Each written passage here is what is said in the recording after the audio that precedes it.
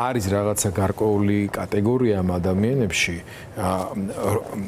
რომელთა მიმართაც ცალკეულ ინსტიტუტებს ან ადამიანებს შეუძლია ბევრი რამე შეცვალოს. ის რომ აი ამათ პროპაგანდამ თავში უნერგარო ესენი არ არიან ქართველები რო ებძვიან ქართველებს რაღაც ასე შემდეგ, ხო? ამის გამკეთებელი ადამიანი მეორე დღე ზუსტად ამ ამბისა ტაძარში რომ მოხვდება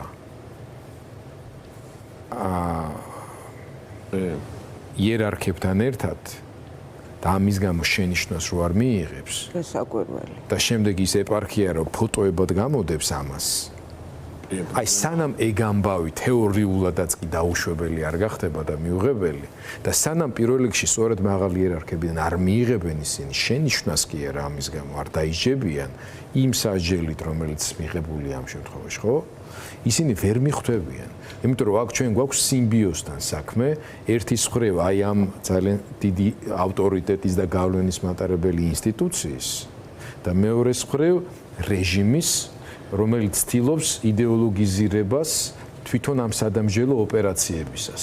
ამიტომ მე მგონია რომ ამ მიმართულებითაც ძალიან მნიშვნელოვანი არის ჩვენ ვისაუბროთ და ვილაპარაკოთ რომ ის ინსტიტუტები რომლებიც პირველ რიგში უნდა იღებდნენ ხმას ამის გამო საბედნიეროდ მე წავდა აქ სტუდიაში რამდენიმე დღის წინ და კიდევ არაერთი სასულიერო პირი ამის თაობაზე მათ შორის იერარქიც და სინოდის წევრი ამაზე საუბრობს, მაგრამ ეს არ არის საკმარისი. არ არის საკმარისი, იმიტომ რომ ჩვენ გადავლახეთ ის ზღვარი, როდესაც აი ჩემიანება და სხვისიანება დაყოფა მრევლად და იმის იქით რომელიმე მათგანი შეიძლება საერთოდ მრევლად წარმოიდგინო?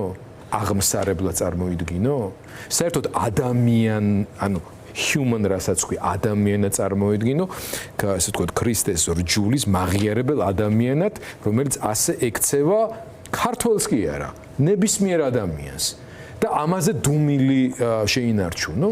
ამ პირიქით წააქეზო და წაახალისო და შენ ამის შემდეგ ჯვარი კონდეს გამოსახული თავსაბურებზე. მე ვიტყოდი რომ ეს სხვა ეკლესიებსაც ახასიათებდათ, აი ინკვიზიცია, ასე ვთქვათ, შუა საუკუნეებში მთლიან სხვა ფორმით, მაგრამ სხვა არაფერია თუ არა წახალისება განსხვავებული აზრის